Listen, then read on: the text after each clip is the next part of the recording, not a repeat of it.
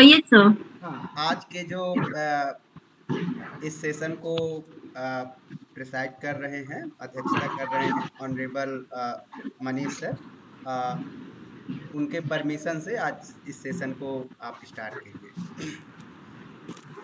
Yes, sir. जी साक्षी जी शुरू करिए। Yes, sir. Thank you, sir. And good evening, all the dignitaries and participants. I, Sakshi Singh, a research scholar from Faculty of Education, BHU, welcome you all on behalf of Indian Research Scholar Association for this book discussion series. And for this book discussion evening, we have a great panel for the book discussion. And today, for this discussion, Professor Manish, sir, Chairperson and Dean, Center for International Politics, School of International Studies, Central University of Gujarat. And for the keynote speaker, we have Professor Shantesh Singh, sir. Sir is from School of International Studies, JNU. And we have guest, Professor Ramakrushna Pradhan, sir. Sir is a professor and dean in Guru Ghasidas Vishwavidyalaya, Bilaspur. And for the guest of honor, we have a Professor Saroj Kumar Verma, sir. Sir is from JP University, Chapra, Bihar. And for the panelists, we have three panelists. Dr. Vishwajit Mohapatra, sir. Sir is from Northeastern University, Shillong. And next, Dr. Aslam Khan, sir. Sir is of Mahatma Gandhi Central University, Motihari, Bihar. And Dr. Mahima Kumar Singh, sir. Sir is from Gorakhpur University, Uttar Pradesh. And now I would like to invite Vikas, sir, for the welcome address. Over to you, Vikas, sir. Thank you Sakshi ji. So I think कि हमारे पास आज ज़्यादा समय नहीं है, बहुत अच्छे speaker हैं। So on the behalf of the Indian research scholars association and on behalf of me, I would like to welcome all the guests and panelists and all participants, and congratulate to the Professor Saroj Kumar Verma, sir. Sir has given the book discussion opportunity to the Indian Research Scholars Association. So again, I would like to welcome to all the panelists and participants, executive committee members and organizing committee members. And आज हमारे पास professor Manish sir हैं। तो sir वैसे session को preside कर रहे हैं, but sir आप प्रत्येक पैनलिस्ट के बाद में बोलेंगे। जो बात मैं बोलने जा रहा था वो मैं ऑफिशियली बोलूँगा, तो सर प्रत्येक पैनलिस्ट के बाद में बोलेंगे। सो I want to invite to Sakshi Singh for further question. Thank you, sir. Thank you, sir. आज बुक का डिस्कशन सीरीज हम यहाँ पर कर रहे हैं। वो बुक है challenging dimensions of India's foreign policy, edited by professor Saroj Kumar Verma sir. And now I would invite professor Saroj Kumar Verma sir for the brief introduction about the book. Over to you, sir. Thank you so much. Thank you so much, Sakshi ji. Thank you so much, Vikas ji. Am I audible? Yes, sir. Yes, okay, thank you.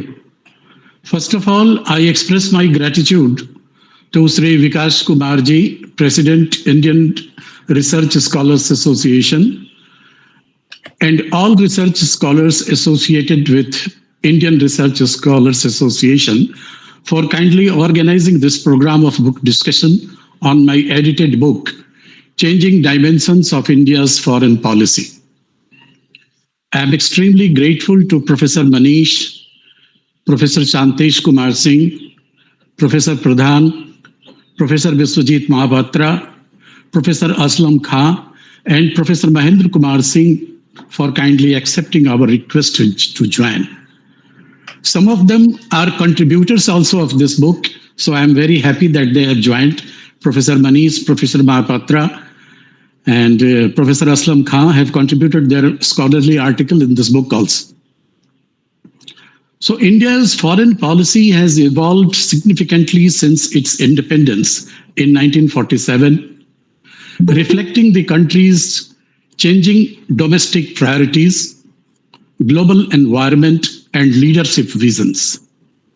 The strategic and geopolitical landscape has been continuously shifting, requiring India to adapt and redefine its role on the global stage. Over the decades, India's foreign policy has transitioned from idealistic non-alignment to pragmatic multilateralism with a strong emphasis on strategic autonomy, economic interests, and regional stability. At independence, India's foreign policy under the leadership of Prime Minister Jawaharlal Nehru was shaped by the principles of non-alignment and peaceful coexistence. India sought to avoid entanglement in the Cold War rivalry between the US and the Soviet Union, choosing instead to champion decolonization, anti-imperialism, and South-South cooperation. The collapse of the Soviet Union in 1991 and India's own economic liberalization marked a significant turning point in India's foreign policy. The end of bipolarity in global politics required India to reconsider its position in a unipolar world dominated by the US. The 1990s witnessed a pragmatic shift where India sought to deepen economic engagement with the West, particularly the United States, while still maintaining strategic ties with Russia. The Locust policy was also launched to strengthen economic and security ties with Southeast Asia. Now, I will not go into more details, but I will now focus mainly on India's foreign policy after 2014, when Modi came to power. The Modi government since 2014 has given renewed momentum to India's foreign policy with a sharper focus on the Indo-Pacific region. The Locust policy was transformed into Act East policy with an emphasis on strengthening security and economic ties with Asian nations, Japan, and Australia. The Indo-Pacific has emerged as a key theater for India's foreign policy, driven by concerns over China's growing influence. India has sought to balance China's assertiveness through a strategic partnership with countries like the United States, Japan, and Australia, leading to the formation of the Quadrilateral Security Dialogue, or Quad. India's relationship with the United States has deepened significantly over the past 2 decades, particularly in defense, technology, and counter-terrorism cooperation. However, India continues to maintain a delicate balance with other major powers, including China and Russia also. While Sino-Indian relations have been strained due to border conflicts, especially after the Gangwan Valley conflict in 2020, India still engages China through BRICS and other multilateral platforms, and Russia remained a key defense partner and oil supplier also after Russia-Ukraine war. India has been a consistent advocate for reforms in global governance institutions such as the United Nations, IMF, and World Bank, reflecting its growing status as a major global power. India's long-standing demand for a permanent seat on the UN Security Council reflect its aspiration to have a greater say in shaping global norms.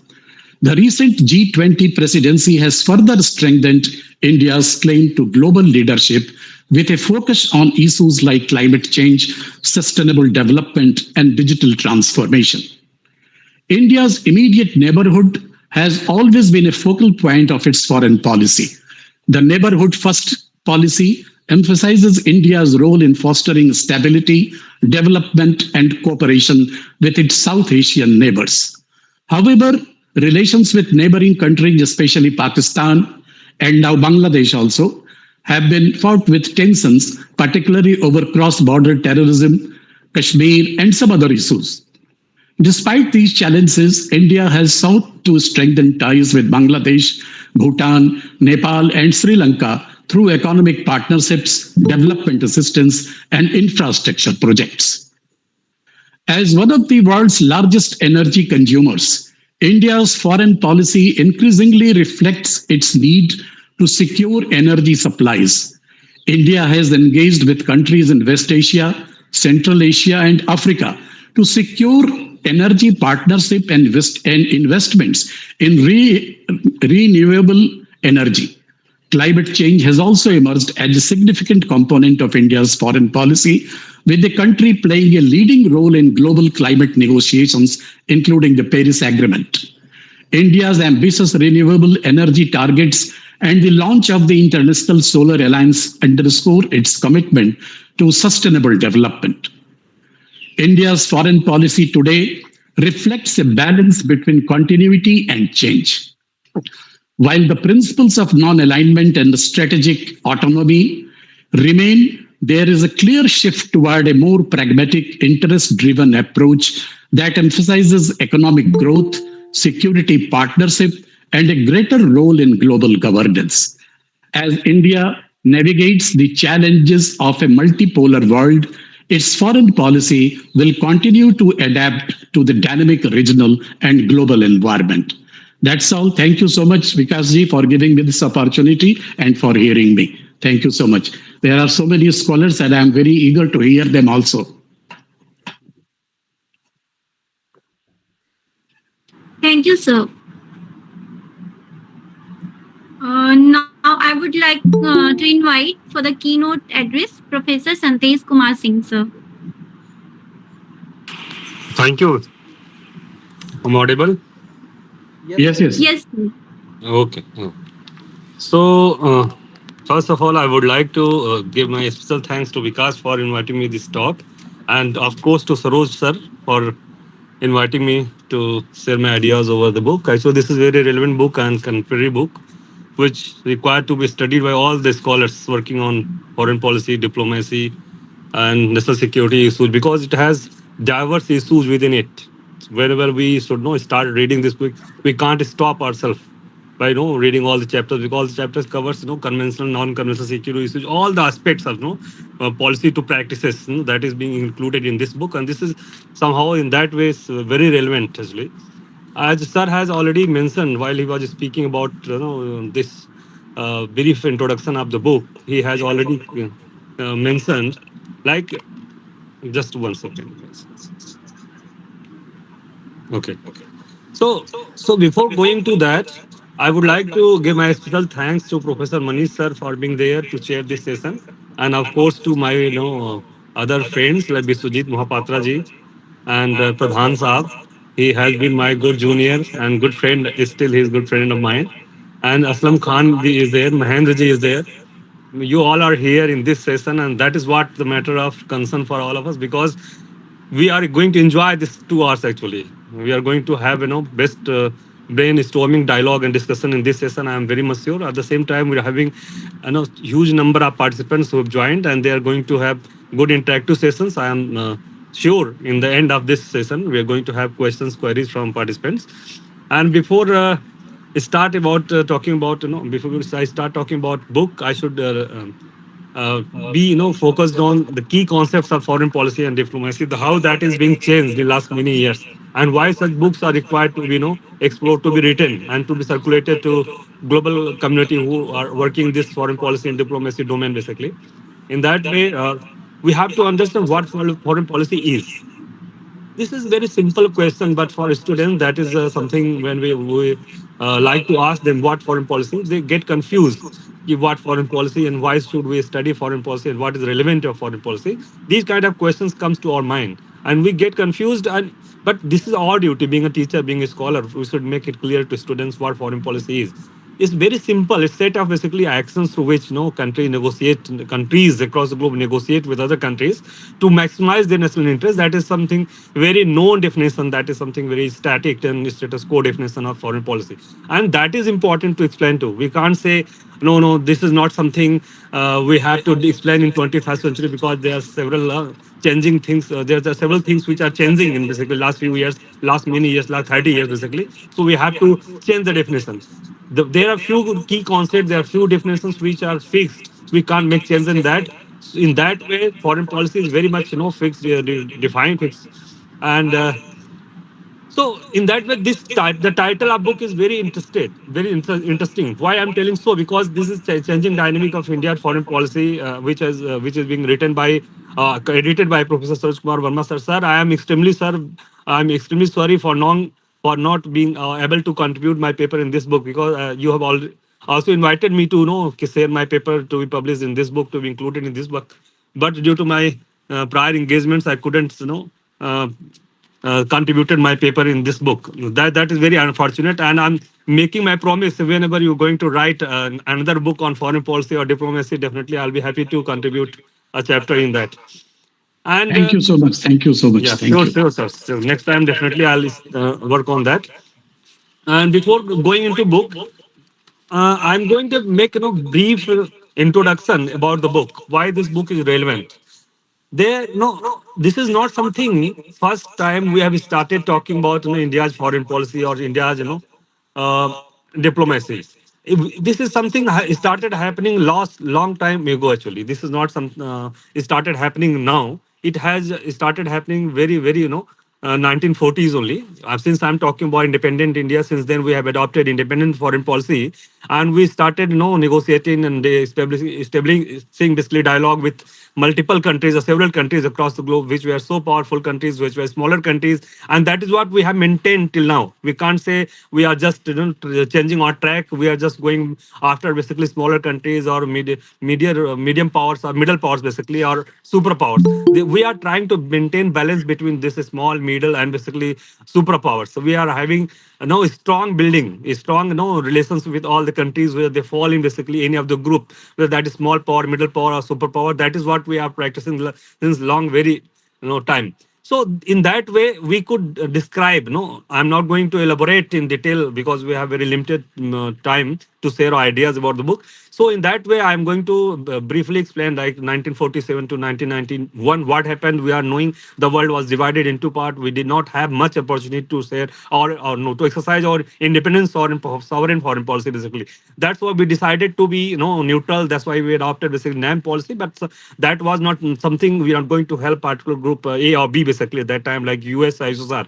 But what we thought, we should opt the middle path. We are going to support to that country which is right, on which is doing good thing or right thing. We are going to support the country, and our support will be issue based support basically, not no permanent. We're going to support America or basically USSR. We This is what we have done till 1919. But 1990 onward, that can be called basically second phase of India's foreign policy, while we started basically bringing a lot of changes in given domain or given area of foreign policy. Thereafter, this LPG, liberalization, privatization, has impacted foreign policy of all the countries across the globe, because the world gets changed into basically a unipolar world where the US started dominating the global community. In that way, India also started following a number of issues which were earlier very much linked with USA.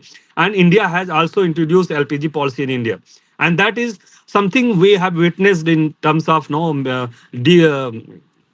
we can like liberalization and this capitalism, introduction of capitalism, allowing basically big industries to open their companies and factories here in India. That is what happened, and that has impacted foreign policy too. We can't say that was being ignored, or that was something we can't discuss. And that has happened till 2008, because that was the time while we experienced a number of changes. We experienced and we tested basically a number of changes and experiments in basically in India's foreign policy. But and there's another thing I could say: we haven't been failed in achieving our goals what we have fixed for this last 20 years.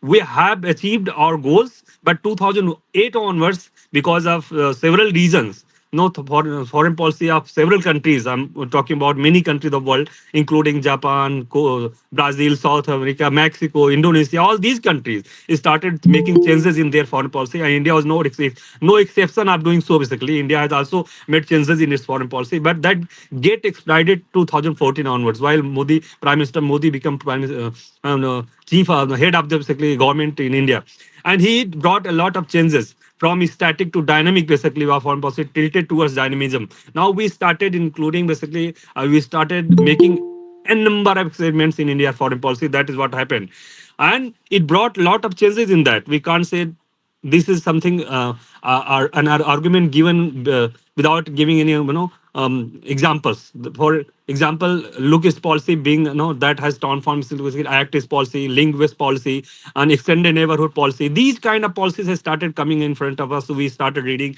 we started listening about these emerging foreign policy issues in front of us. And this is not something very restricted with basically. At the same time, Modi government is trying to maintain its status, that is static, foreign policy issues. That's why it's called, continuity with change. There are a lot of issues which are maintained, which are continued, which Modi government is continuing with basically. At the same time, Modi government is trying to bring basically reforms and changes with its foreign policy goals and objectives and practices. And that is what happened. This is what happening too. So government is trying to maintain its engagements with bilateral level. Bilateral engagements are very much there. We are trying to have relations with China, Russia, USA, and other countries, major countries of the world. At the same time, we are trying to have deep engagements with multilateral platforms like, and there's several platforms we are exploring in last many years, like European Union, ASEAN, I don't know, BRICS, IFSA, all these kind of regional institutions have issue based associations are basically being engaged by government of India and foreign ministry in long way. And that is not limited with basically we are talking about neighborhood foreign policy. Earlier it was very much restricted with that, but now we have started talking extended neighborhood foreign policy. Means that is somehow we are no expanding it. We're trying to shift it. A lot of people are there who usually give argument like India is losing its grip in neighboring countries, but that is not true. That is happening because India has changed its foreign policy objectives. It is not something we are keep assisting or keep providing assistance or aid basically the neighboring countries till the time they are kept quiet. But this they keep quiet. That is not right way actually. This is the time we have to sit together at equal level where we should bargain with neighboring countries. We should say this is what we are giving to you. You should give us something too. This is not this is if this is happening, this neighboring country is not enjoying at all. They were very much used to say like India has have a behavior a big brother attitude. Basically India has is basically performing responding giving response like big brother. That is not something true. Now India so no, we are not big brother. We are not going to perform. We are not going to have relationship with that attitude of big brother. Actually, this is time we are going to have treat all the neighboring countries equally, and that's why we are losing the grip. Basically, this is not. This is very transitional phase for in India's foreign policy. After few years, after many after. I mean 5 or 10 years, we are going to see like these all neighboring countries will have good relationship with India because by that time they will understand what India wants, and that is going to happen. That's why India is looking at alternative mechanism, alternative way out this crisis. Like that's why we are having this extended neighborhood foreign policy. That is something we're trying to engage other extended neighborhood countries across the globe, and that is what we're succeeding in basically. Whenever we failed in the region, but beyond this neighborhood policy, we are achieving a lot by engaging basically other countries which are far from basically India. In that way, India is doing a lot of things, but that is not something restricted. I'm mentioning again. There are a few other issues like government has already cleared it. Like Make in India, India is trying to show the world like it is not going to be uh, uh, a follower of the norms, global norms now, because now we are believing in basically norms making. Now we have to make basically norms, global norms, not only follow basically global norms. That is what we have to change it. And greater role in military and defense diplomacy. This is what we have experienced last many years. We have started exporting basically defense, materials to global community. We started selling basically. Earlier, it was the largest buyer of military weapons, arms, but now we have started selling that too. We were investing a lot of money in research and development and research and innovation basically in military field, and that is something shows India's future goals. Like how India is going to bring a lot of changes in foreign policy.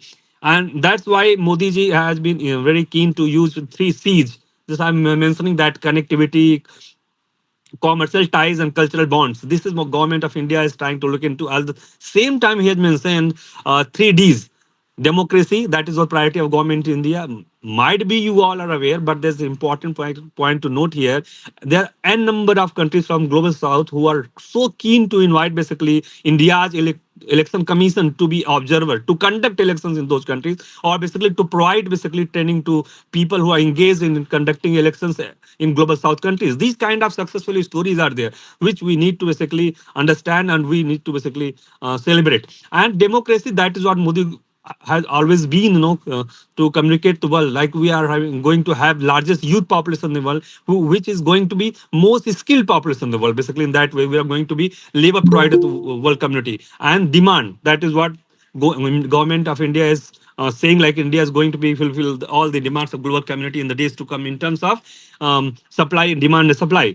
And this is not something restricted with. No, there's a lot of issues which are listening nowadays in terms of Modi's foreign policy. While we are listening like health diplomacy, because I have been deeply involved in working on health issues. This is what we experienced: health diplomacy, energy diplomacy, cyber diplomacy, yoga diplomacy, and diaspora diplomacy. A lot of issues are happening. This is something we have experienced. We started experiencing now in 21st century, after 2014 particularly I'm talking about. And this another things like hug diplomacy. Might be you are laughing at that, but this is very important. Hug diplomacy that is being followed by other countries in the world. In the case of this Putin and Xi Jinping, Jinping basically meeting, while they had this exercises, this hug diplomacy, they started imitate basically the Modi's diplomacy, hug diplomacy. These kind of things are happening. This is what we're giving the global community. And in that way, this book I'm talking, coming to the book basically, briefly, 2 minutes I'm going to discuss this book, Changing Dynamics of India's Foreign Policy. And all the issues which I have already discussed in last 10 minutes, this is what already covered in this book. Because this is very beautiful book where you can get, we can analyze, we can look at basically bilateral relations like India-US relation, India-Pakistan relation, India-Bangladesh relation, India-Maldives relation, India-Afghanistan relation. These kind of bilateral relations issues are there in this particular book. At this time, this book deals with basically non-conventional security issues like there's a chapter, Dhamma Chakra, 12 golden stars. So that elaborates the India's capability and India's involvement in this sort of policies, initiatives.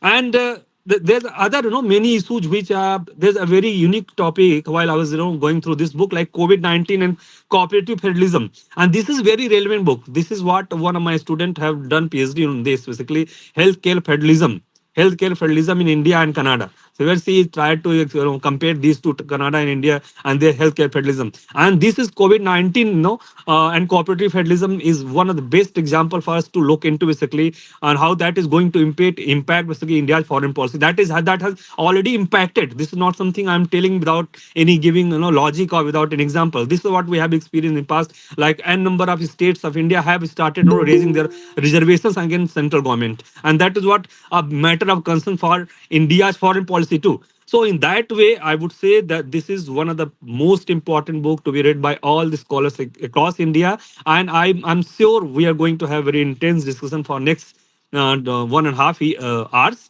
because we are having good scholars here in this basically brainstorming session.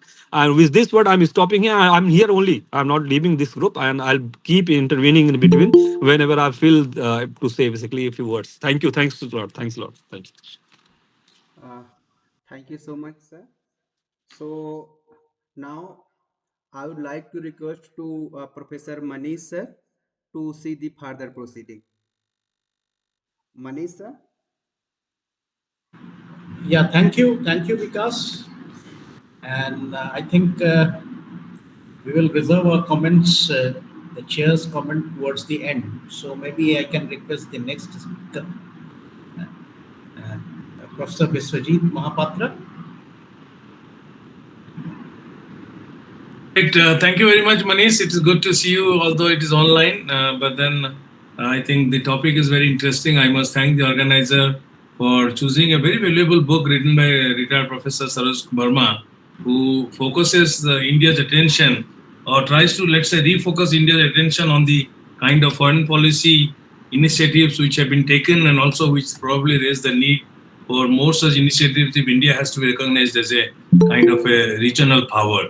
There could be debates as to whether India is a regional power or a global power, but as an Indian, we have to be a little self-smug and should not stretch too wide to claim that India has become a power to reckon with. And I think, I will come to the failure and the success of foreign policy. But when we talk of India's foreign policy, I think somewhere we have to remember that the Nehruvian foreign policy, which was adopted by Pandit Jawaharlal Nehru, the first Prime Minister of India, was more based on the consensus than on the conflicting notions on of what should be the India's national interest. I think, and then we find that there was some this continuity was there very much till up to 2014, and then we find that as soon as the Congress party, and then even if the foreign policy, although Rajni Kothari talked about India being a Congress dominant system, a one party dominant system or Congress system, I think the foreign policy was also a Congress system, because we remember that the Congress party itself was founded on the consensus of various sections of the Indian society who were not only part of the Indian National Congress right from the time it was set up to the time India got independence, and it continued right up to the Rajiv Gandhi period. I think, and then somewhat in Manmohan Singh's period seems to be watermark, because Manmohan seems to have brought in some changes where the economy was opened up with the hope that probably more and more Western powers who were waiting on our borders to get into India's economy and probably reap a heavy profit was there. But then we find after Manmohan Singh's exit from the Indian political scenario, we find the Indian foreign policy posturings have become, if I'm allowed to say, it has become more kind of a postural than performance based. Why postural? Simply because that we brought in a huge kind of, as if we were sort of the Indian English terminology, which were probably which were not talked about in the context of Indian foreign policy, and we started using those terminologies to assume some kind of a powerful notion to ourselves without realizing that probably we need to do a lot more homework than we probably have set our eyes on, and unnecessarily went into a different direction. I think some people have also started describing Indian foreign policy postures as very, very aggressive in the sense that probably it is bereft of performance rather than more of a kind of a more of a kind of a verbiage where we only use the words and we forget the meaning of the words. And that is where we find, when you talk of Indian foreign policy, I think even if there are a lot of books have been written about Prime Minister Modi's initiatives in the foreign policy arena, but while certain ideas are praiseworthy, but we find that the follow-up have been very, very dismal. Simply because as Shantesh talked about the various terms that Indian foreign policy talked about, Manmohan Singh had stopped with Lookist policy. Lookist policy had a very, very specific orientation of cultivating a very close cordial relations, based on 3 C's with the ASEAN countries, so to say, and then there also we find that even if it was launched with a lot of fanfare in 1992, and then by the time Prime Minister Modi took over, there had not been any very sizable achievements. Although Indian foreign minister, the prime ministers have been attending the various ASEAN meet, I think we have, and then we also celebrated the 25 years of ASEAN in India, and Prime Minister Modi hyped that fanfare to invite all the ASEAN head of the states and government to his own swearing ceremony. But we found that it was almost like a tourism, that he never followed up with any meaningful discussions with the leaders who had come to India, and also didn't have a very game plan as to what should be done about it. I think this shows as to how Indian foreign policy has been more of a verbosity than about performance. I think, we have seen as to how how India has justified that the India's foreign policy of cultivating close relations with the ASEAN countries is more based on, is not anti-China, is not anti-China centric, rather based on our own national interest. But we find if it is the national interest, then how come the ASEAN countries still do not pay any obeisance to us? And if you talk of trade or commerce or any kind of a closer cultural cooperation, we still have nothing more to say, not even anything to see. I think we can write enormous books about that. Prime Minister Modi has been going around the world. I think when you look into the record that the Prime Minister visited almost all the countries of the world today, in the second term also he has not left with. I think Prime Minister Modi thinks that foreign policy is all about probably scoring goals rather than staying put to play the whole duration of the game. You can't score a goal and get out of the game, because that any game that you talk about is of a particular duration, and you have to stay put. Even if you score one goal, by whatever means, by paying the first visit, as we saw in the context of Brunei, that probably Prime Minister Modi was probably the second Prime Minister who visited Brunei after so many years, and then he signed so many accords. But these accords are gathering dust, and we do not know what is the follow-up action what the government of India is planning in case of Brunei or in case of Southeast Asian countries, so as to achieve our own national interest. I think when you talk about the ASEAN countries, we see that the ASEAN countries seem to have no direction, simply because the China is making more and more inroads into the region, where the ASEAN countries, although they were friendly with China, now they are forced to rather not go against very much China, because they know that in case there is a military conflict in the region, China probably would be able to cause more havoc on them rather than India can stand for. India's closer cooperation with the United States of America, is although it is held out to be very much in the India's national interest, but we know that India is probably trying to play play the role of a proxy power, who is just a guarantor, of American interests in the region, rather than is geared more towards the achievement of its own national interest. I think, and we all know that not only Prime Minister Modi makes visit to all the foreign countries at a huge Indian cost, but we find that the trade and commerce and the other kind of gains which are supposed to be arising out of foreign policy are not at all accruing to India. And we also know that in the context that India is also buying a lot of weapons from United States of America, just to keep the America on our own side. And that is how the reason that I think if you remember the second visit that the Prime Minister made to United States of America, although he's going again, but then you find that the President Biden agreed to host Prime Minister Modi simply because that India had bought a lot of weaponry at thousands of billions of US dollars, which probably helped the US economy to remain on stream rather than for India's interest. I do not know what India will do to buy all those advanced weaponry. We know there was this Rafale issue was there, and it was at a heavy cost. I do not know whether Rafales would be really necessary in case of any kind of a military conflict, although we say the Rafale's jets are more probably advanced than what we had, Sukhoi and other kind of thing. But then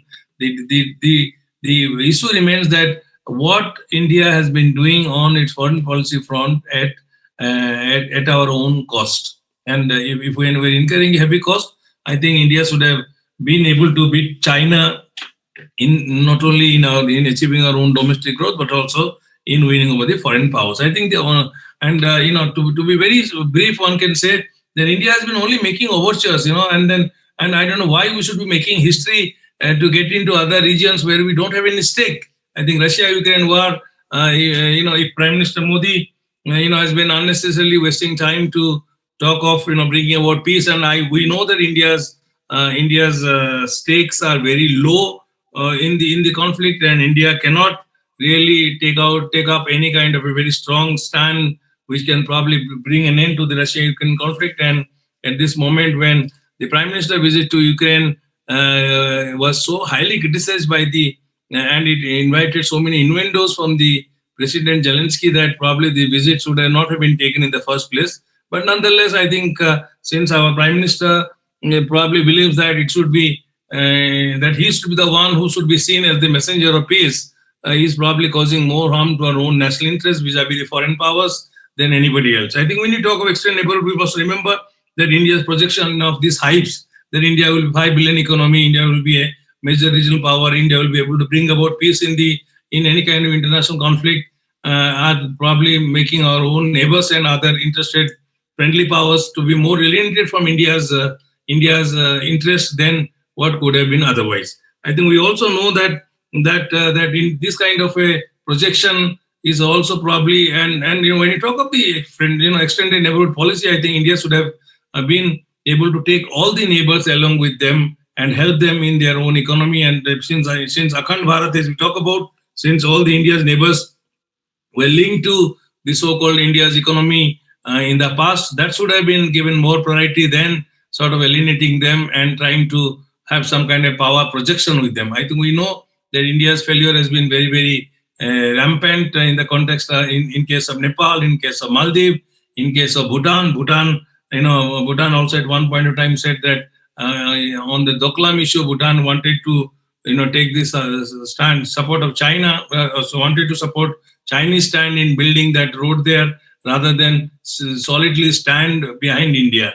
We also know that now Pakistan has been a kind of and the way the Indian foreign policy is focused on alienating Pakistan by all the time referring to Pakistan's internal problems and also its own failures on external policy front seems to have also alienated Pakistan. Now we have the added headache called Bangladesh. I think Indian Prime Minister, we know that Hasina, the former Prime Minister Hasina made not only attended the swearing ceremony of Prime Minister Modi, she also made another second visit to India, where she probably wanted some kind of a political rehabilitative measures to be taken by India. But we find that our Indian government was not able to come forward with the kind of desired issues which were in the interest of both India and Bangladesh. Only we agreed that we'll open up the India-Bangladesh treaty, we'll probably review it. But then we found that given the fact that India has been solidly supporting Hasina Wajid, now we find with the so-called People's Revolt, as we call it, despite the fact that whether it's a revolt or a revolution or it is a kind of a partial military coup, we find India has alienated one of the most important neighbor, that is Bangladesh, which was of great interest to in the northeastern part of India, simply because that not only the Bangladesh, people from Bangladesh tend to sneak into India's territory who are called as illegal migrants, but we also have the so-called terrorism or insurgency terrorism issues, which are now going to raise very high on India's horizon. I think, and then why I'm talking about this, because under this backdrop, one is to see that there is nothing much to speak good about our foreign policy postures, because the amount of money that is being spent, the amount of hype that is being created,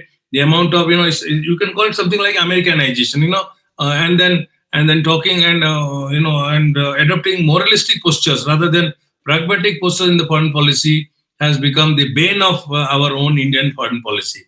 I think although I love my country, I'm an Indian, but I find that, somewhere or the other, this kind of instrumentality of foreign policy should have been abandoned, rather than we should go for a consensual foreign policy where we are able to protect our own national interests and also secure further gain, so as to be able to be a match to China, not only in the ASEAN region, or what you call it Indo-Pacific region, and also on the world stage. I think when we look into these problems and we see Professor Verma's book, when Professor Verma suggested that a book should be written about it, and when I was talking to him, I saw a lot of interest in him, a lot of passion in him. He has been an old timer. Sorry to say, an old timer, but then you have been an experienced professor and who has been a teacher like us, who has not only worked hard for the institution that he has served, but also as any other Indian, he is nationally interest minded, and he wants the country to go forward rather than to be subject to any kind of harm.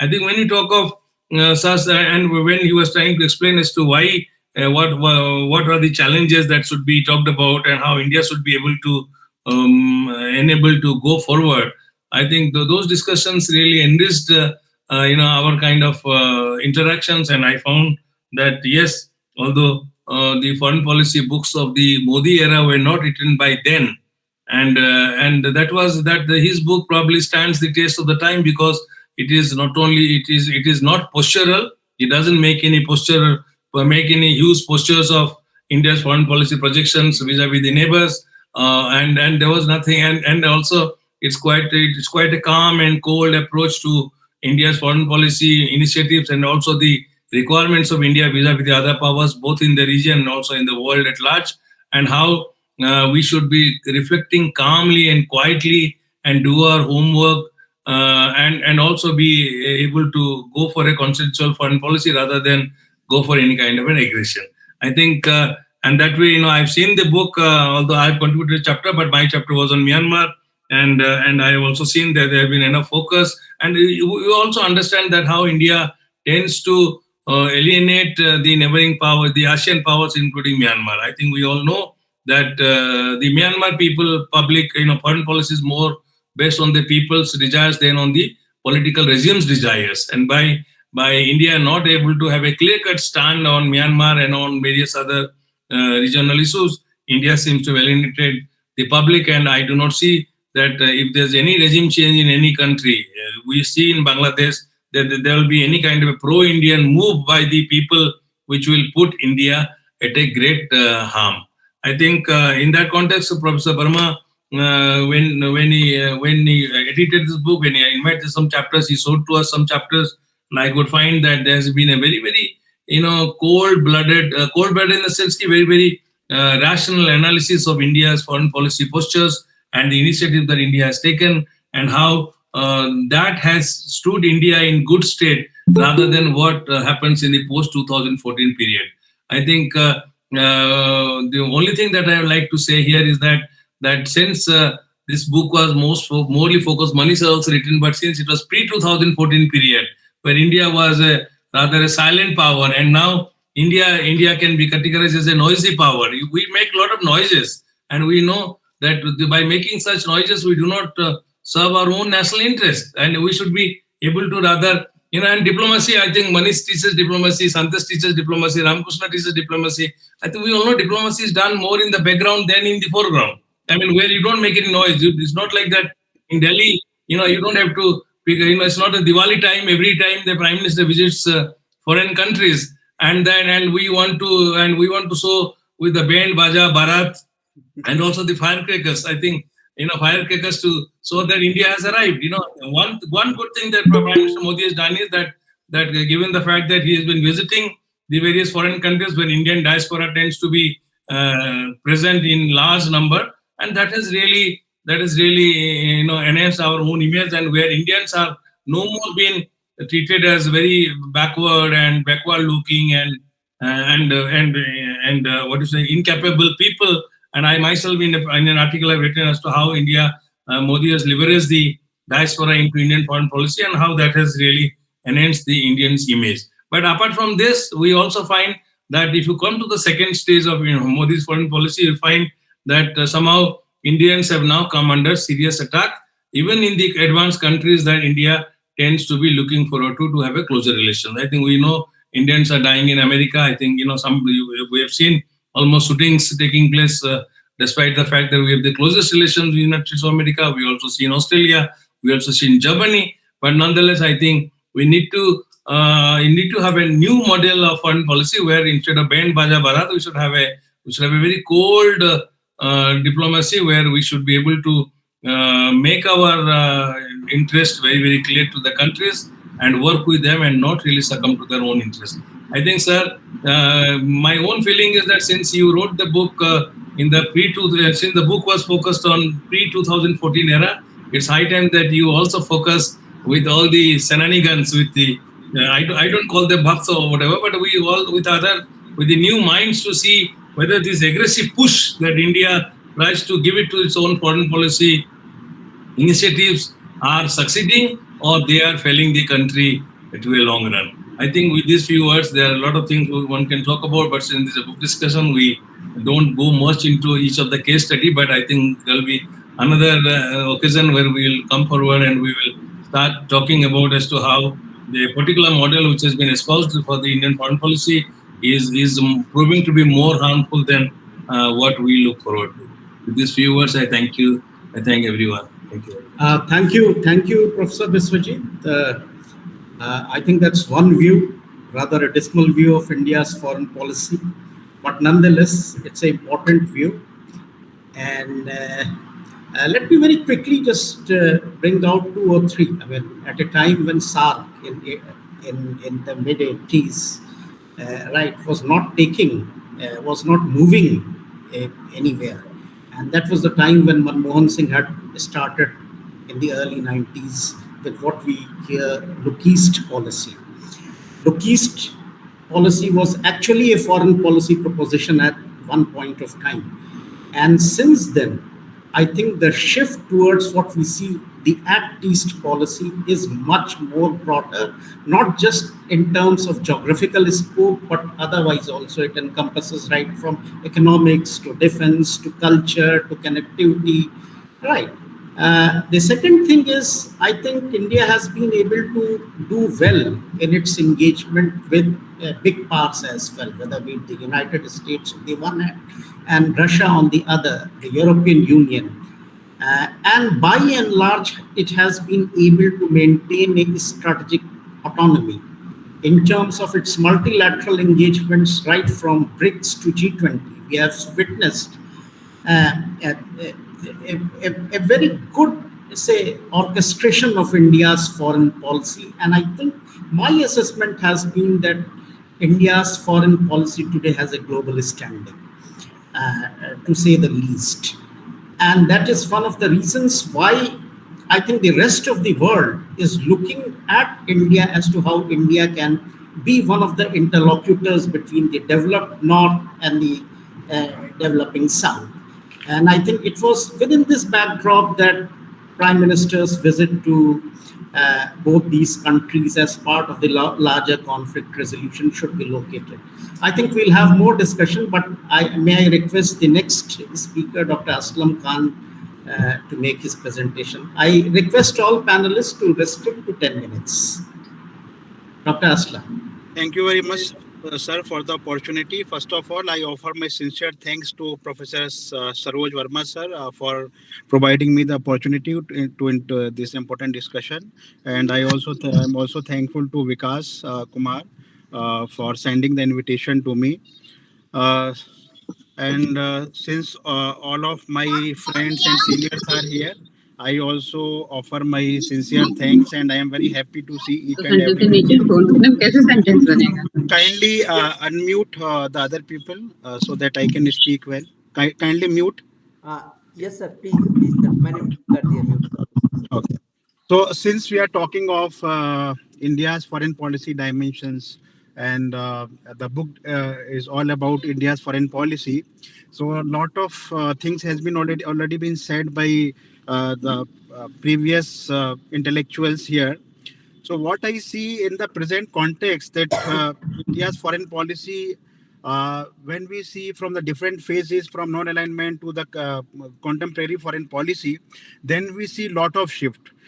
When we see lot of shifts, then one more important shift that we are talking here of the contemporary one, because previous one has already been discussed in detail by the previous scholars.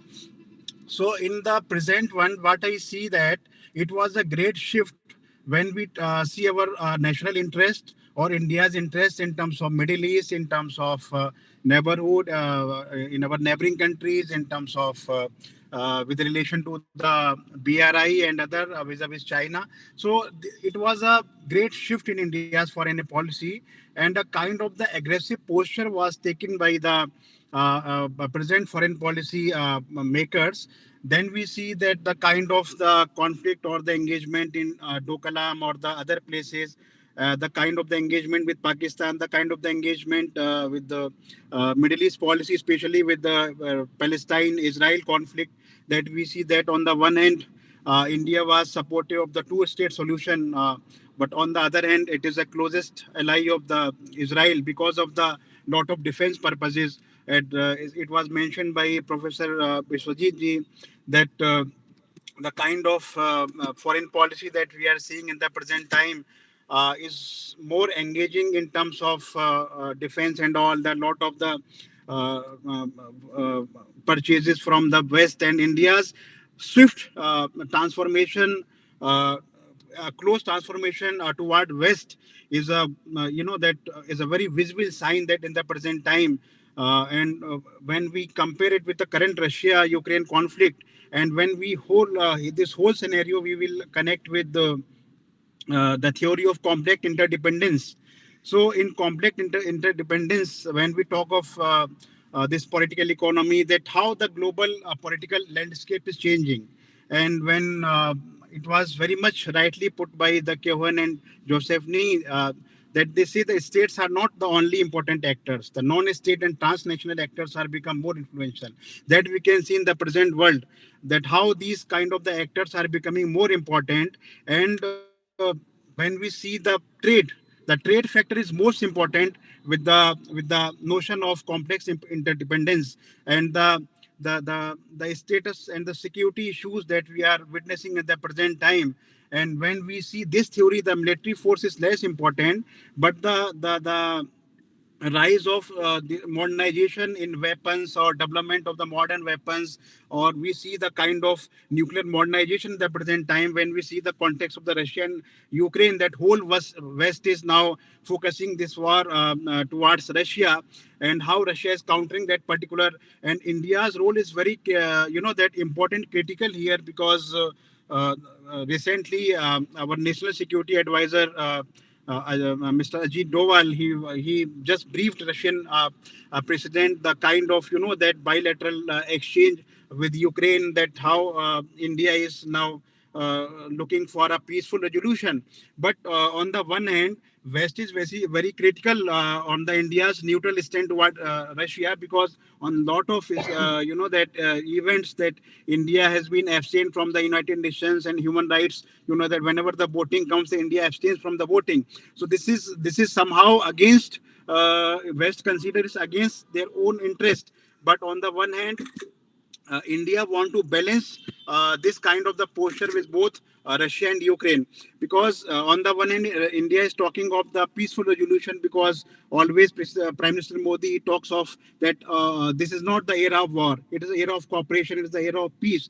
So this kind of the message is one hand, it is the message going to be given. But on the one hand, the security compulsions or the other kind of the things that Professor Mohapatra very much mentioned about the neighborhood policy, because the alienating Pakistan is now Pakistan has become the colony of China, because Pakistan had no option to deal with, because all kind of the dialogues and other things were postponed, or the kind of the cultural exchange and everything was that put on hold. So it was I will not consider it as a good policy, because I also here my good friend Professor Shantesh, that the kind of that environment with the neighboring countries presently, with like Sri Lanka, Bangladesh and other countries, with Pakistan, because in the long term he says that the country will force to cooperate with India.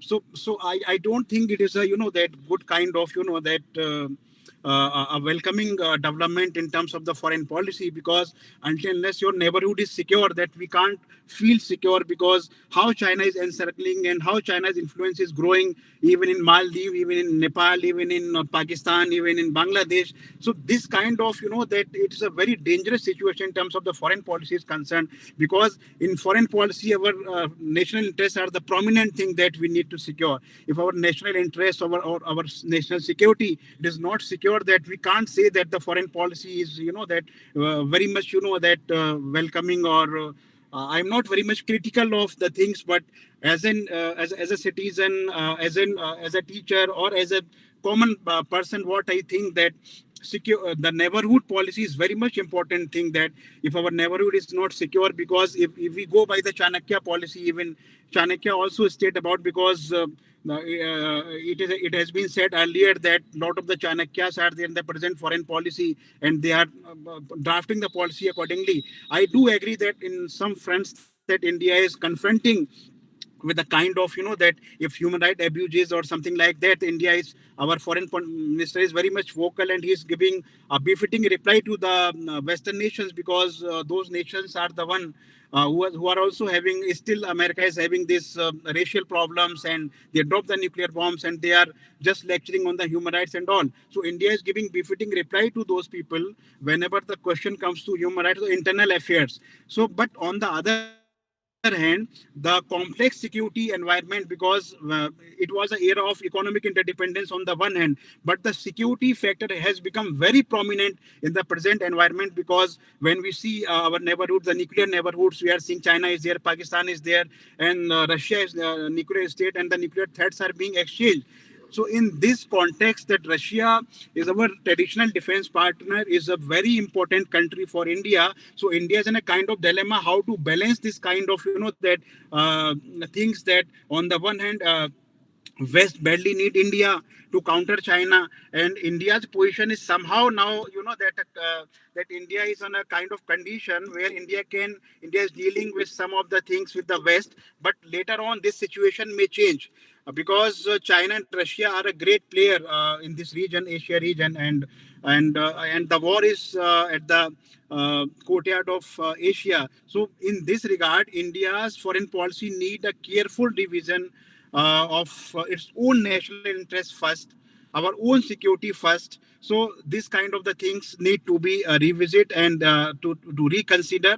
I know we are having a very good think tanks, very good intellectuals, very good foreign policy makers, but we need to carefully consider, because by and we see the Middle East countries, India's cultural diplomacy. No doubt, India is having a good hand in the Middle East. Some kind of the cultural diplomacy is there.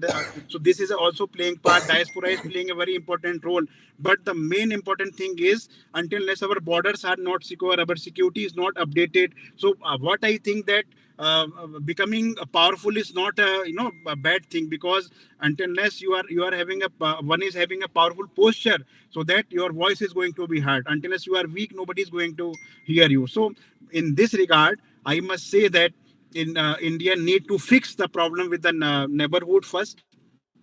Then India should seriously revisit the defense mechanism, the kind of the threats we are witnessing, and any untoward incident can happen anytime, because 1962 nobody was witnessing, but it was happened. So we need to carefully revisit it. And with reference to the book, I also contributed in this book, very nice book, and I wrote on Afghanistan. That time I took the issue of the US withdrawal from Afghanistan in this book, that chapter I wrote. So in this book, I wrote that how Indian media played a kind of the negative rhetoric, that Taliban is this and that they are doing this and that.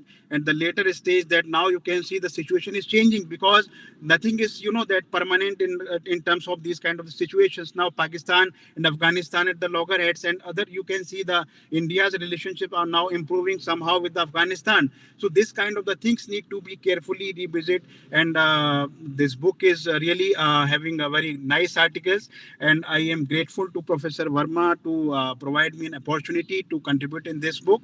So there is a paucity of time. I have finished 10 minutes. I will not take more time. So thank you very much for one and all to provide me the opportunity. Thank you very much. Thank you, Dr. Aslam. I think very brief, crisp, and to the within the time which you were being given. So with this, may I request the third speaker, Dr. Mahendra Singh. Thank you. Thank you so much, sir. I would like to thank Professor Saroj Kumar Verma, sir, for giving me this opportunity, and also Vikas. And it is good to see that there is a Research Scholars Association also. So, and must be working for the betterment of research and academics overall. Definitely, I have a very little time to go through the entire book, but I tried to take a glance of the book, which has 22 chapters, and it is an edited book. And as the changing dimensions of foreign policy book tries to trace the India's journey since independence till now, how India has engaged with itself with the world. And on it has focused on different conventional and non-conventional security issues. Some I was going through. There was also about human rights, diplomacy of India's, and very interesting articles we can say in the book. So I would like to congratulate Professor Saroj Kumar Verma to getting so many people agree and make them write such a good book. Actually, it focuses on a different, as we all know that this is the era of complex multipolarity, and the India is trying to negotiate in the change world, as talked about Professor Shantesh ji, like how the things have changed after globalization. The world is looking differently now on India, because there are several structural changes, as we discuss in international politics, that has actually been given India the chance to negotiate with the world in a different style. It is an era of wolf warrior diplomacy being pushed by China. It is an era of in which China is increasingly trying to increase its footprints in South Asia, trying to encroach in our neighbor.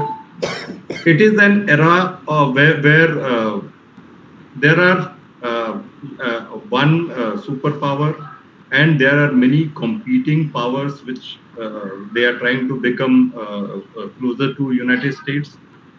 So it is a challenging era, and that's why when we say India is adopting a proactive or aggressive foreign policy, because these structural changes has forced our policymakers to change their tone and tenure of its foreign policy, and which is reflected in most of these articles which are being incorporated in this beautifully written edited book.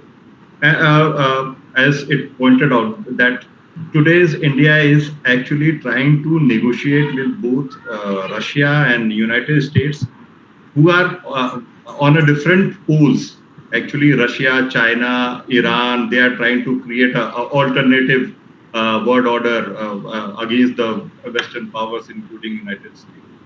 So India is, when we say we are adopting a multi-aligned, multi-layered, proactive foreign policy, and this is because our policymakers have realized that world has changed a lot. We can't we can't be passive looking at changes such happening in the world order at such a rapid speed. So we are trying to negotiate with the world as and using our strengths, that we are becoming one of the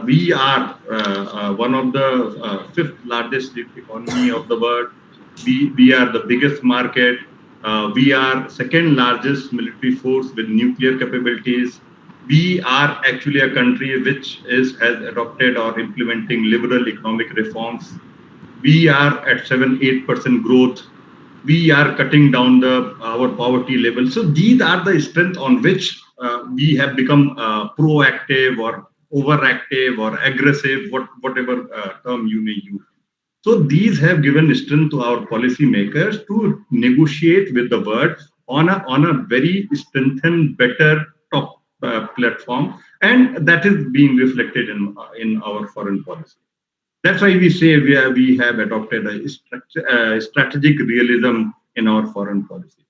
Like and one thing which I try to underline, that uh, our foreign policy, which I see is actually we are using it as a tool to align with our developmental goals. That how we can achieve our developmental goal by using foreign policy or diplomacy as a tool, and which many of the analysts or thinkers or like us, we say that we are actually adopting an economic pragmatism, or you can say that we are on the basis of, still I am saying that we have not become a global superpower, but on our strength we are trying to build a foreign policy. We are trying to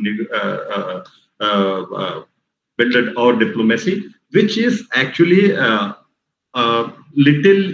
We are trying to you can say a blend of, we are using a blend of idealism as well as realism, and because we have realized that India is like some US political scientist has quoted that India is actually what is pragmatism is a moral man in immoral world. So we have not forgotten our civilizational values.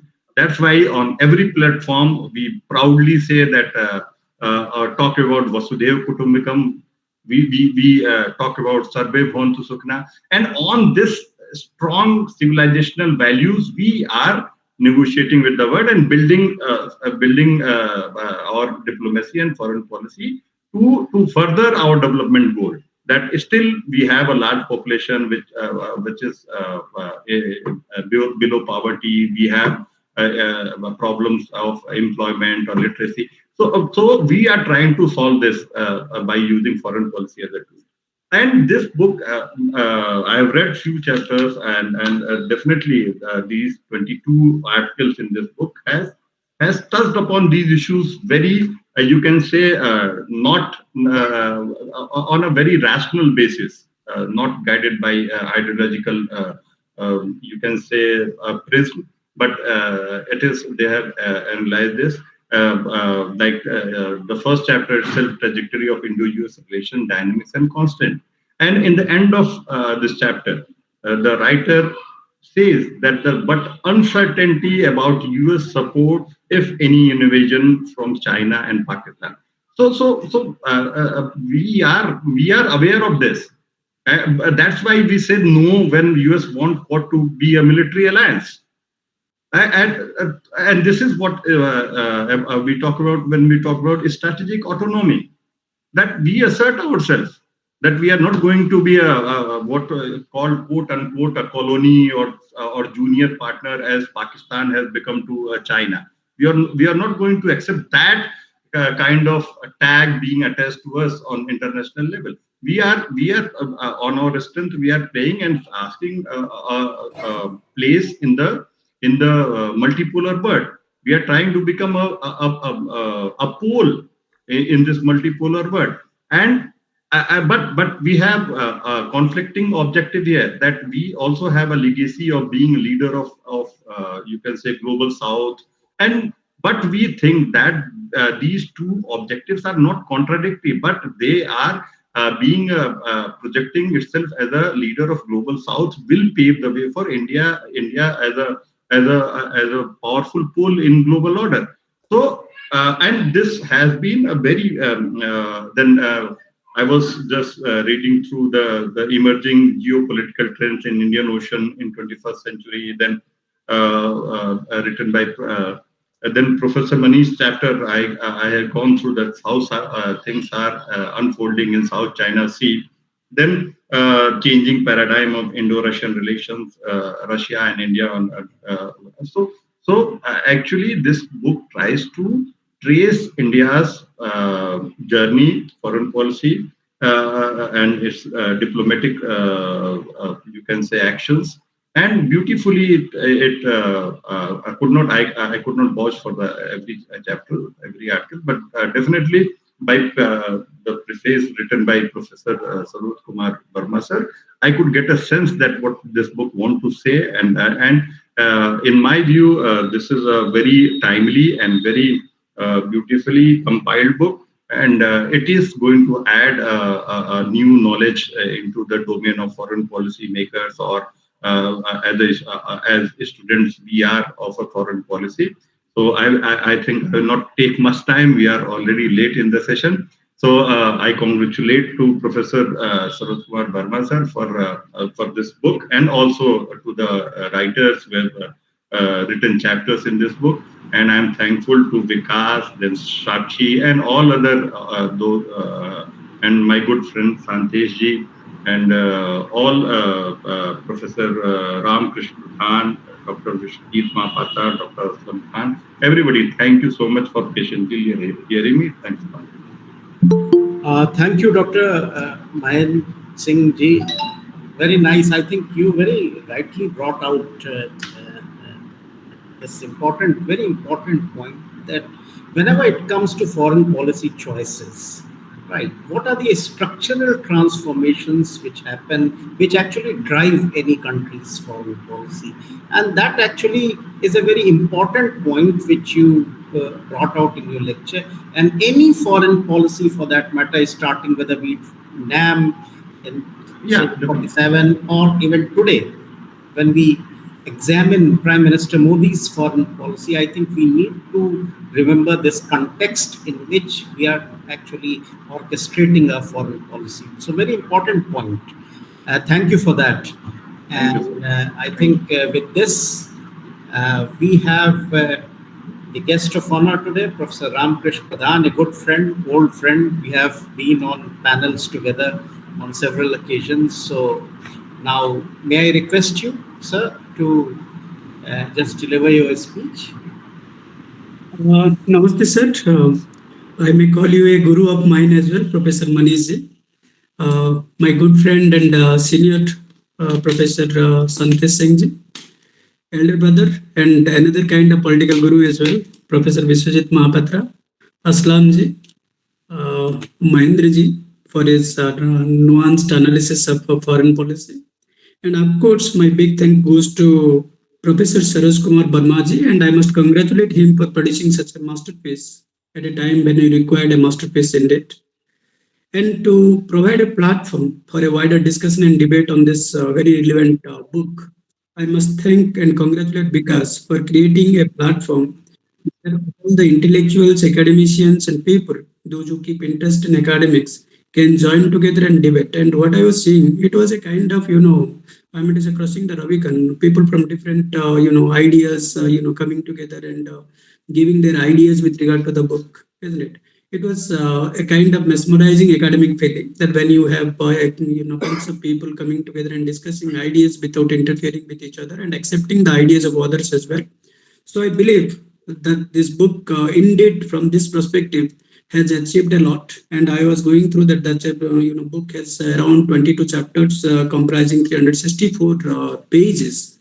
And I could see the giants of international relations like J.K. Baralto, Parthapratim Bose, and to be foreign policy gurus like Professor Manish, then Biswajit Mohapatra sir, Aslamji, and others. They have also contributed immensely to this book. And while discussing, I had some kind of, this analysis to make. Actually, are we not trapping into those Western narratives even though we became free from colonialism? Our minds are not being free. I mean to say we are still under some kind of colonialism, because if you look at, this intellectual corruption or intellectual, colonialism is very, inimical to the academic debate and discussion. Look, my dear friend, the Cold War era is over. The ideological debates are already over, isn't it? But still today, we do not get out of those ideological, correlations whenever we are entering into a debate and discussing about certain things. If why I'm telling you so, because if the entire controversy with regard to history, if you can see, is largely because of this. And I believe history has been a victim of correlation between fact and fiction, and that ended history being his story rather than history. And similarly, when we analyze international relations, my dear friend, what fascinates me is one among the quotes of Robert Cox, who said, "Theory is for someone and theory is for some purpose." And it is rightly being said that whatever knowledge we produce, isn't it? It is produced for someone and it is produced for some purpose. But I mean to say, if you go with his idiom, then probably we do not have any independent, unbiased knowledge systems to follow. Whatever is placed before us is with a purpose and for someone. And today, whatever we are debating from two contrast point of view. I mean to say, when we are looking at India's foreign policy, either we are discussing anti-Modi or pro-Modi. It shouldn't be. My point is, if we will continue like this, then we will end up in being, his story than history, isn't it? Again, a victim of fact and fiction.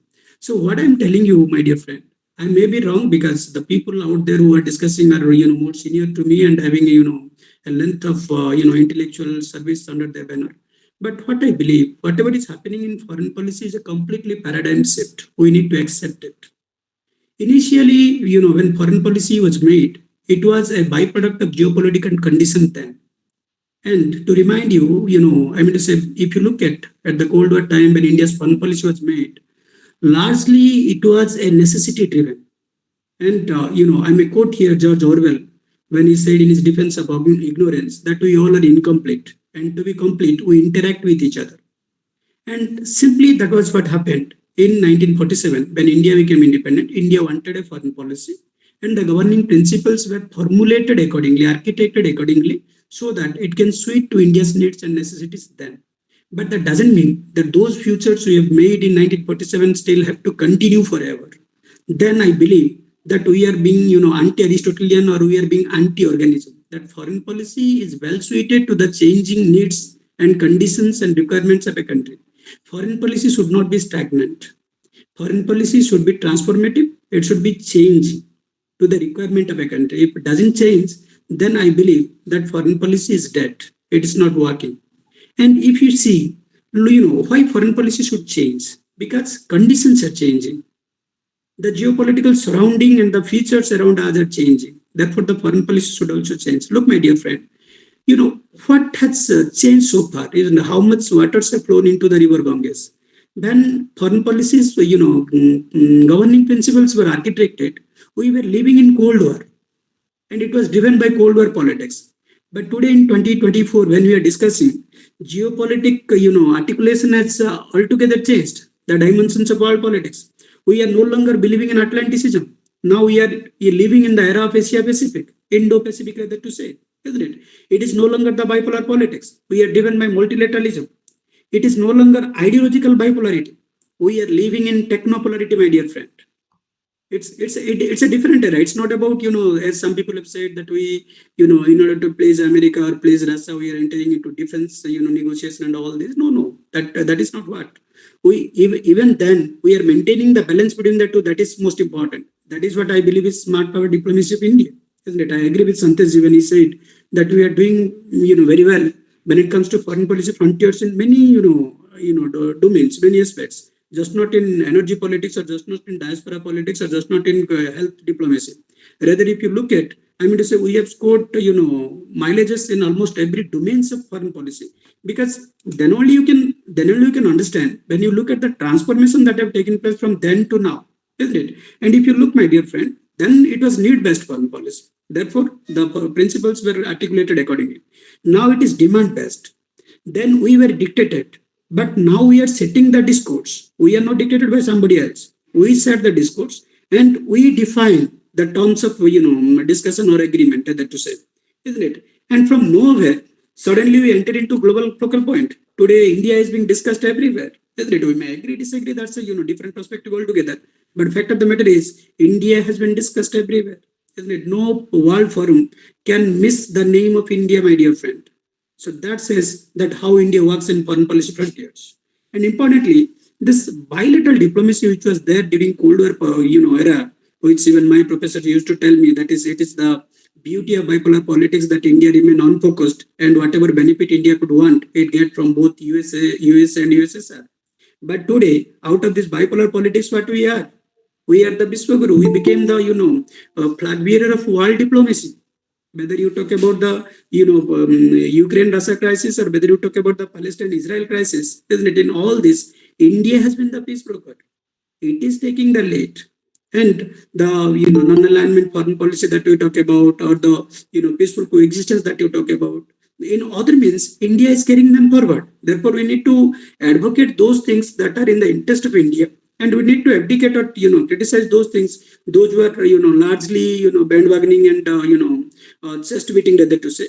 But to me, what I believe that the foreign policy paradigms are changing, and accordingly, India is also setting its own course to the changing needs and requirements in international politics. And I believe the books, whatever you are reading or whatever you are writing, should also focus on those things. And the current book, my dear friend, whatever I've gone through, as Mahendraji was right, I couldn't able to go through the entire book. But some pages I read, and I like the book in the sense that it would be a kind of a guiding book for the students, those who want to focus on those issues which are current, which are dynamic, and which will take them to those basic textbooks which are only focused on those foreign policy continuity and change, principles of foreign policy, determinants of foreign policy. We need to go beyond that, and we need to look into those issues which are currently having emphasis upon, which are currently important to us, isn't it? From that perspective, I think this book is very, very handy, and it will contribute to the already stock, existing stock of knowledge, and would be a kind of helpful guide for all the students, including the academicians like you and me. And I wish my best wishes to the authors, the editor, the contributors, and of course the panel that is here. And I must thankful to the panel that for giving me an opportunity to share my ideas and to have some kind of interaction with people out there. And thank you.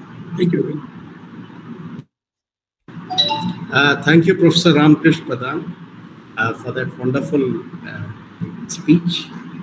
And I think we are moving towards the end of this today's proceedings. So I'll just take not more than 5 minutes. Vikasji, we are running late.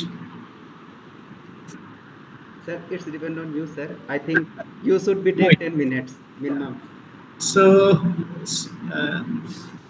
let me at the outset thank the Indian Research Scholars Association, Vikasji and his team for organizing this very wonderful talk and to bring together a very big pool of scholars, who are actually experts in their own right on issues related to foreign policy. And let me also compliment Professor Saroj Verma ji, a very, very senior professor. We all have read him for coming up with very, I would say, a very comprehensive work on India's foreign policy. I think the book has 23 chapters, if I'm not mistaken, 22 or 23 chapters, right? And it covers the entire gamut of foreign policy, starting from non-alignment to India-US, to Russia, to Indo-Pacific. So mostly the major areas, the regions, and the major themes which the foreign policy of India is concerned about is actually taken care within the scope of the book. Right.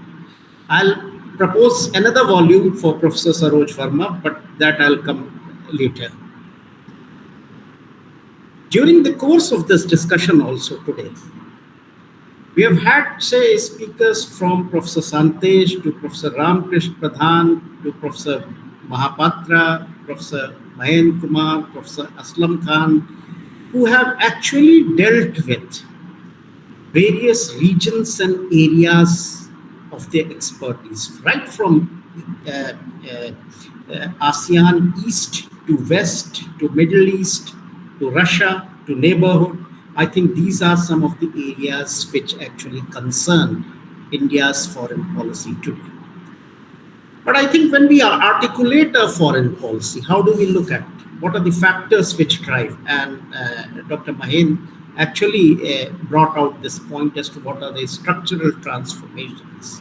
I think the first thing which we need to remember is rising China, China's rise, and its consequences, not just on the region as a whole, but on the world. So I think China's rise actually concerns all of us. Why it concerns is again an issue of debate. China's rise is going to be peaceful? No, it's not going to be peaceful. If you look at writings on Chinese strategic culture, China has historically been an irredentist power. And that is precisely what is manifest when we look at South China Sea, when we look at ASEAN countries, and now when we look at South Asia. China is virtually everywhere. Starting from Pakistan to Bangladesh to Nepal to Sri Lanka. And forget, China today even concerns not just India, but it concerns countries like Russia. China is in a big way present in Central Asia. China possibly is the only country which is engaging a Taliban regime in Afghanistan. And the other countries, Pakistan obviously, but apart from Pakistan, China is the only country. So I think these are the things which we have to keep in mind when we articulate a foreign policy. That's number one. Number two, and by the way, when I say China's rise, I'm also trying to bring in the Belt and Road Initiative, and within this context of South Asia, the China-Pakistan Economic Corridor, BCIM is another, right? China, in fact, we all heard about a lot of conspiracy theories, not just US, but China also is interested in Bangladesh. And the plight of Bangladesh today is nothing to do with India.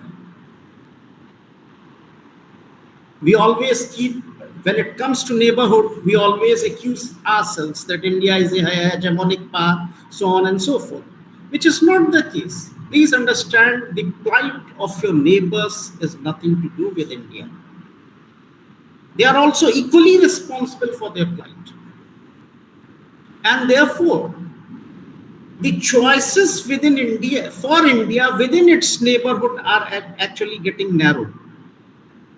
One of the reasons why India wants to come out of its neighborhood to engage with the larger region, the Indo-Pacific region is starting from Africa to Australia, is precisely because this South Asia fixation was taking India nowhere. And I think Prime Minister Modi's foreign policy has done the right thing to come out of the region, to come out of this South Asian opacity. I always say South Asia is an artificial terminology borrowed somewhere from the United States, right? But if we look at India, I would always prefer to use, and this is what I teach India and its neighbors. And therefore, India has always succeeded in bilateralism vis-a-vis its neighbors rather than multilateralism, right? So that's one point which I think we need to remember. The second point is, and the book also brought very clearly about non-alignment. I think starting from non-alignment, today India is talking in terms of multi-alignment, right? India is trying to engage, and multi-alignment is a concept largely debated, but it's not that India's focus is more towards United States. India is trying to buy oil from Russia. Despite the sanctions, India is trying to negotiate with Ukraine. India is trying to negotiate with Russia at the same time. India is also trying to negotiate with the European powers on the Russia-Ukraine conflict as well, right? So India is trying to play big. Because see, Indian interest will be secure only if there is a global peace and prosperity. Please understand why we went ahead when we spoke, rather gave this term Vasudhaiva Kutumbakam as part of G20. Multilateralism is something which I think should be, rather, I would propose it should be integral to India's foreign policy, and therefore one of the reasons why today the global south is trying to engage you, right? Precisely because they look at you, and not just the global south, the Americans also look at you as a sort of interlocutor between the north and the south. So I think this is the success of India's foreign policy today. The third thing is when it comes to global issues. And when I say global issues, global contentious issues, whether be it the climate justice, whether be it the energy security, whether be it the space or cyber, I think these are some very key aspects of India's foreign policy today. Technology, don't undermine technology, right? Technology is likely to drive foreign policy in the coming decades. And all countries will have to transform themselves, their foreign policies, to catch up to the very fast changing technology. So I think India has done the right thing. It has pitched at the right time when it comes to technology. So I think that's the third. And the fourth point which I think is one major transformation when we look back at 47. Today, India has a young population. Many of them actually want to move out. Some have moved out as well. Right. But to use Indian diaspora as part of their foreign policy is something which is unique to Indian foreign policy today. Right. The Indian diaspora today is an interlocutor between their host country and the country from where they come. I think I can cite 2 or 3 very interesting episodes just to flag. One is the Indo-US nuclear deal, where Indian diaspora played a very important role. And the second region is the Middle East region, from where you get a lot of, say, repatriation, which actually comes, which actually contributes to the Indian economy. Right. And the last point, which I think is very, very important, keeping in fact the geography, the location of India, and that is the Indian Ocean. Right. Indian Ocean is something, it's one of the major trading routes, the energy supply route. Right. And I think it's this region, the economy of this region is actually likely to drive the global economy in the coming years. And I think many of the initiatives starting from Sagar Discourse to a number of other initiatives, I think are something which we witness are integral to Indian foreign policy. Apart from that, I think India is rightly pitching on some of the non-traditional security aspects. I mentioned about climate change, I mentioned about the energy security. Health is going to be a very, very important issue. And I think global health is something which is also equally important when it comes to India's foreign policy.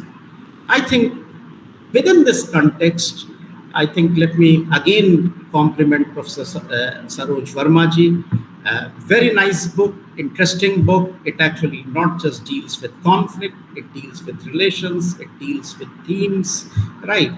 And I think now that there are issues like technology and many other issues possibly, which I would suggest Professor Verma to come up with volume 2 of this series. And I think that would actually bring many of these issues and themes in a very complete sense in what you say, the Indian foreign policy as we see, witness and watch today.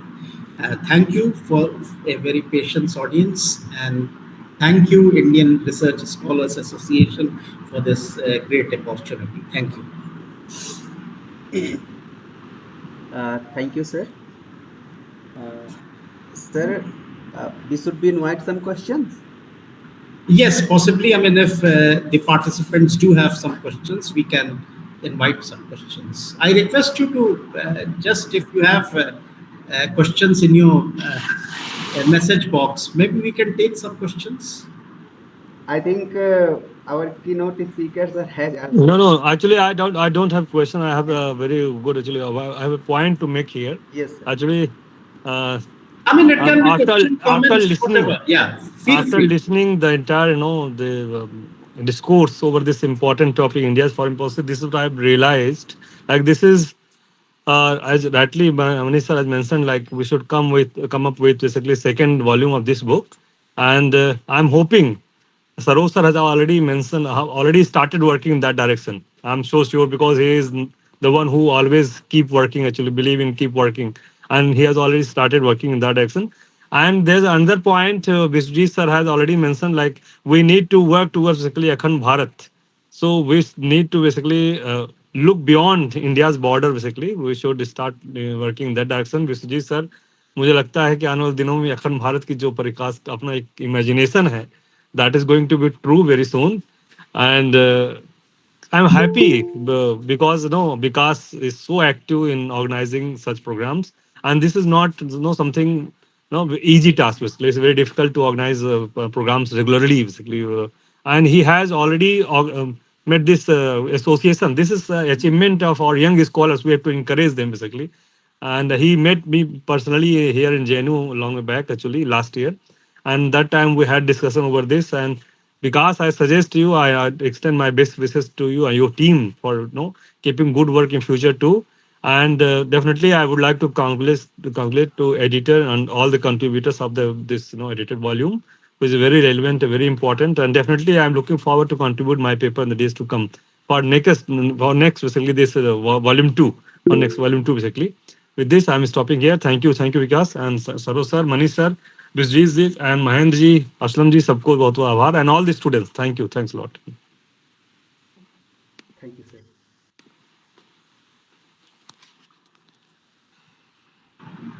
Yes, Vikasji, any other questions? Yes, sir. Any participants have any questions? So you can ask directly. नहीं नहीं, ऐसे programs बच्चों के लिए ही हैं. Yes, These kind yes. of programs are for students. They should come forward to ask the questions to expert. Basically, that is what expected from them. Sir एक question chat box में है. Ram Pratap Singh Raghav want to ask, sir, what should be India's reaction on recent Bangladesh crisis and especially attacking on minorities as well?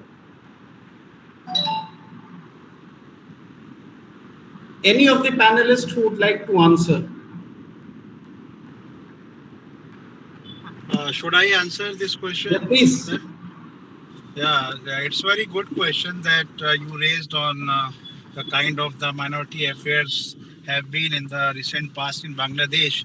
So since when we, as you are asking, as that India's policy, what should be India's stand? Because India's stand is very much clear in terms of that equal values to all the citizens. But since it is an internal affair of any country, until unless we are having any kind of genocidal or this kind of the tendency, we cannot directly interfere in the affairs of any country. But we can pressurize that such country, and this kind of the pressure tactics or the India's that. It worked very well, and the kind of the statement that were issued later on by the different student leaders, interim chief of Bangladesh government. So it was a kind of that India's that active kind of that pressure politics that worked for the welfare of the minorities in the Bangladesh. So it's my response to this question. Thank you. I think Ram Pratap Singh, the answer could be that India has to develop very strong relations with the new regime that has come in place in Bangladesh. I understand that violence against minorities is a human right issue, and since India has been also standing up violence being perpetrated against the minority community anywhere else in the world, we need to also emphasize with Bangladesh administration that they don't have to really, even if they are citizens of Bangladesh, they don't really have to carry out a kind of a very deliberate attack on the minorities, which deprives them from their due rights to development. And as a responsible country of the world today, Bangladesh is responsible for any kind of human rights violation, and particularly attack on the minorities as any other country would be held to be. I think somewhere, although you won't be able to take that case very far, but we need to work with the Bangladesh administration continuously so that the human lives which are precious are protected, whether they belong to Hindus or Muslims, that doesn't really matter. Thank you. Right. Yeah. Thank you. Even sir, there's another point I would like to mention here. India has very clear policy regarding giving assistance or engaging basically top leadership of any country in the world, whether that is democratic or not democratic. India never believes in deep state kind of philosophy. That is what India have always been out of basically. So in the case of Bangladesh, India have never been engaged in mobilizing people against government or doing anything like political uprisings or going for revolt or revolution or protest or anything. So in that way, this is what we are expecting from government of India. Government of India is going to have good relations with basically present government of Bangladesh. In that way, the issue is going to be resolved soon. So yeah, thank you. Right. So Vikas ji, if there are no questions, then maybe Yes, we sir. can Yes, request sir. for vote of thanks. Sir, Rosni Raut want to ask, sir, what should India can do to protect one here? Protect refugees crisis. I think we all know that India doesn't have a refugee policy, but India has been hosting refugees from various countries who tend to flock to our own country for in search of shelter and in search of any other assistance. And I think the best way to prevent anybody from any other country to come as a refugee to India is to probably support the countries, particularly neighboring countries, in their rapid socio-economic development as India's foreign policy is geared for. I think by improving relations and also by probably providing the due assistance that India can provide with its own within its own capabilities, we can probably reduce people from becoming refugees either in their own country or in a foreign country. Thank you. Thank you sir. आप participants आप लोग हिंदी में भी question पूछ सकते हैं। Priyanka Singh has raised her hand. Yes sir, yes sir, Priyanka Singh. जी जी, नमस्कार सर। मैं प्रियंका। मेरा एक क्वेश्चन है सर कि माना जाता है कि जो फॉरेन पॉलिसी होती है वो डोमेस्टिक पॉलिसी का ही एक्सटेंडेड रूप होता है। तो फिर अगर फॉरेन पॉलिसी में अगर देखें तो इंडिया बहुत अच्छा कर रहा है और कहीं ना कहीं हर जगह उसका स्टैंड है सर। हम देख रहे हैं कि अब वो रूल ब्रेकिंग नहीं बल्कि रूल मेकिंग के पोजीशन में है। लेकिन सर अगर डोमेस्टिक पॉलिसी की बात करें तो फिर क्यों डोमेस्टिक पॉलिसी में इतने सारे कहीं ना कहीं विरोध हैं या कहीं ना कहीं डिसएग्रीमेंट्स हैं? Sir please comment. सर मेरा क्वेश्चन क्लियर है sir? Ji, Shantesh ji answer. Actually, Priyanka ji, this agreement is no beauty of democracy. So you should celebrate it. Don't complain it. And we are exercising democracy here in India. That shows if you are having different voices here in India on different issues, it means we are having democracy, right? जी sir, लेकिन जो violation जो minority violation की बात हम sir international पे कर रहे हैं कि वहाँ पे हमारा क्या रिएक्शन होना चाहिए, या इलेक्शन जो हमारा कमीशन है वो साउथ एशियन कंट्रीज में सूडान में बता रहा है कि कैसे फ्री इलेक्शन करवाना चाहिए या जो भी, तो हमारे यहाँ क्या है, मतलब उसको कैसे इम्प्रूव करना है? तो आपको क्या लगता है अपने देश में इलेक्शन सही नहीं हो रहे हैं?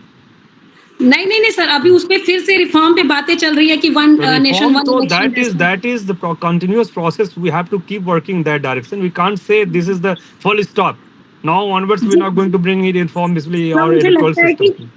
सर मेरी भी बात है क्या कि मुझे लगता है कि सर अगर आप क्लियरली पूछे, कोई नहीं। जी हाँ सर, मुझे लगता है कि सर मगध यूनिवर्सिटी में असिस्टेंट प्रोफेसर पॉलिटिकल साइंस की। बोलिए। हाँ जी सर, मैं ये कह रही हूँ कि मुझे लगता है कि अगर बेस्ट डेमोक्रेसी है तो डेमोक्रेसी में बहुत सारी प्रॉब्लम्स है, लेकिन हम डेमोक्रेसी को छोड़ नहीं सकते क्योंकि हमें पता है कि ये बेस्ट ऑप्शन है। तो दूसरी चीज यही है सर कि जब हमारे यहाँ वन पार्टी डोमिनेंस था तो उसे रजनी कोठारी ने कांग्रेस सिस्टम कहा, और फिर ठीक है 1967 के बाद से रीजनल पार्टीज आई। तो सर अभी जो प्रॉब्लम्स हैं उसको दूर करना चाहिए या जो अच्छा ऑप्शन है उसको रिप्लेस करना चाहिए, बस यही मेरा कंसर्न है सर। नहीं देखिए, सवाल ये प्रियंका जी की प्रॉब्लम्स कौन सी हैं और प्रॉब्लम्स को देखने के तरीके क्या हैं। कहा जाता है ना, ग्लास में आधा ग्लास भरा हो तो कुछ लोग देखेंगे कि ग्लास भरी आधी, और कुछ लोग देखेंगे ग्लास आधी खाली है। तो अभी इसी पूरे डिबेट में आपको दिख गया होगा डिफरेंट वॉइसेस हैं towards foreign policy of government of India या ऑफ इंडिया बेसिकली। आप देखेंगी तो उसी तरीके समस्याओं को देखने के भी तरीके अलग अलग हैं। मुझे तो being a citizen of India I always feel proud being part of India basically. मैं तो बहुत खुश हूँ कि भारत नागरिक हूँ और मुझे सब कुछ देश में अच्छा लग रहा है। नो डाउट प्रॉब्लम्स हैं, problems are there in all the countries across the globe, whether that is US, European Union, कहीं चले जाओ आपको प्रॉब्लम दिखेंगी। ऐसा नहीं कर सकते प्रॉब्लम नहीं है। तो आप यहाँ भी प्रॉब्लम्स हैं, उस प्रॉब्लम को रिजॉल्व करने की कोशिश हमेशा होती रही है और भविष्य में आफ्टर 100 years टू आपको प्रॉब्लम्स रहेंगी तब भी, और उसके भी आप कोशिश करेंगे उसको भी हम इरेडिकेट करने का। तो कहने का मतलब इससे हम निजात पा जाएंगे पूरी तरह, ऐसा कोई होने वाला नहीं है। ठीक, thank you sir, thank you very much. Thank you.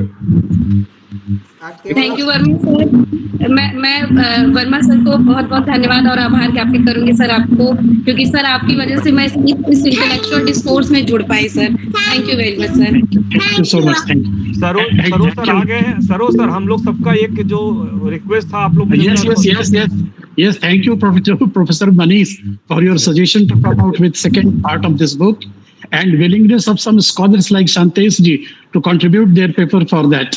So I'm ready for that, and soon I will go ahead in that direction. Thank you so much. So I think sir अब close करना चाहिए session को, time ज्यादा हो गया। हाँ, बहुत time हो गया, अब क्लोज कीजिए। वोट ऑफ थैंक्स करवाइए। Okay. So, sir, I would like to request again to Professor Saroj Kumar Verma, sir, to give the formal vote of thanks. Vote of thanks मुझे करना है? Yes, sir, आप करिए sir. अच्छा,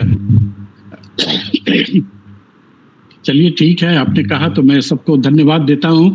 सबसे पहले तो आपको कि आपने ये पुस्तक परिचर्चा आयोजित की, और साथ ही साथ जिन लोगों से भी मैंने अनुरोध किया, professor Manish, professor Shantesh Kumar Singh, professor Mahendra Kumar Singh, professor Vishwajit Mahapatra, ये सभी लोग इससे जुड़े, और जितने भी पार्टिसिपेंट्स हैं, जितने भी इसमें सभी लोगों ने सहभागिता की, सभी को मेरा बहुत बहुत धन्यवाद। सर 200 हमारी तरफ से सर। जस्ट टू ऐड सर, हम सब की तरफ से, पूरे पैनल की तरफ से आपको बहुत बहुत धन्यवाद। धन्यवाद। Thank you so much. So with this we come to the end of